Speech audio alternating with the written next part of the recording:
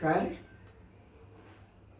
गेल्या 2 खेपेंना आपण अन्नाबद्दलचे 2 भागात माहिती पाहिली. परंतु अन्न हा विषयच असा आहे की त्याचा विस्तार करावा तेवढा थोडाच आहे. आपल्या प्राचीन ऋषीमुनींनी अन्नाला पूर्ण ब्रह्म म्हटलेलं आहे. आणि आपण लहानपणापासून मुलांना तो श्लोक शिकवतो, वदनी कवल घेता नाम घ्या श्रीहरीचे. तर ह्या श्लोकात त्यांनी म्हटलंय, उदर भरण जो हे जाणीजे यज्ञ कर्म. नुसतं पोटभरती करायची नाहीये, तर आपण आपला जो यज्ञ आहे, यज्ञ म्हणजे तरी काय की यज्ञात आहुती देतात. तसं आपला जठराग्नी, जठरात अग्नी असतो, हा जठराग्नी प्रदीप्त असतो आणि या जठराग्नीला आपण आहुती देतो.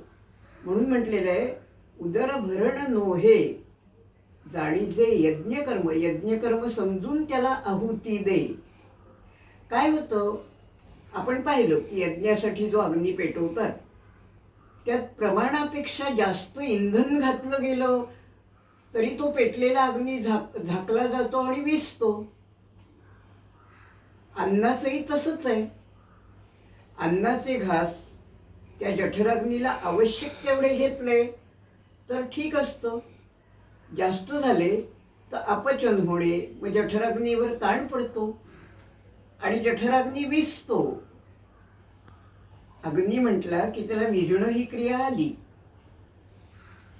आता यामध्ये हे जे अन्नाचे आपण गेल्या वेळी माहिती पाहिली त्यात आपण अन्नाचे घटक पाहिले की अन्नातले घटक काय काय असतात. कडू, तिखट, तुरट, आंबट, खारट, गोड. त्याचप्रमाणे पाहिलं जीवनसत्व अ, ब, क, ड, ई या जीवनसत्वांची माहिती पाहिली आणि त्यांचे फायदे तोटे ते कशात असतं हेही पाहिलं. परंतु तरीसुद्धा आपला एक भाग सांगणं आवश्यक आहे आणि तो म्हणजे अन्न हे जे आहे ते अन्न कोणकोणत्या प्रकारचं असतं हे पाहणं महत्त्वाचं आहे. तर अगदी लहानपणी मूल जेव्हा जन्माला येतं तेव्हापासून ते फक्त चोखू शकतं. चोखण्याची क्रिया ही प्रथम. मातेच्या स्तनाला तोंड लावून ते दूध चोखून घेतो. आता चोखून घेण्याच्या अन्नाला म्हणतात चोष्य. मग जरा मूल मोठं झालं, या वयोमानाने होणाऱ्या क्रिया आहेत. जरा मूल मोठं झालं की त्याला चाटायचं कळतं.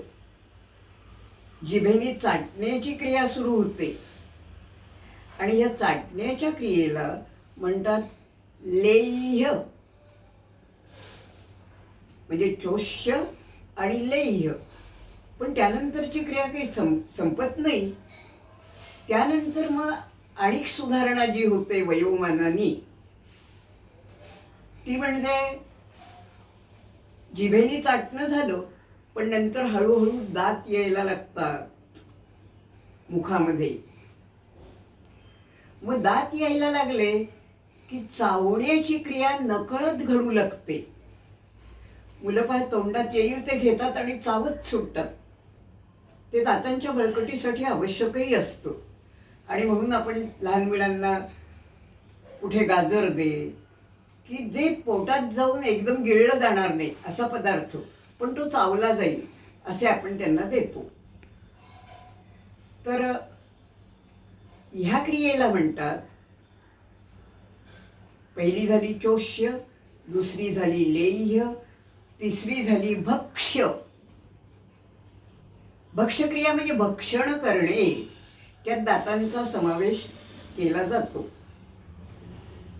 आता ह्या भक्ष्यानंतर चौथी जी क्रिया आहे, भक्ष्यामध्ये कच्च्या गोष्टी सुद्धा चावून खाल्ल्या जातात.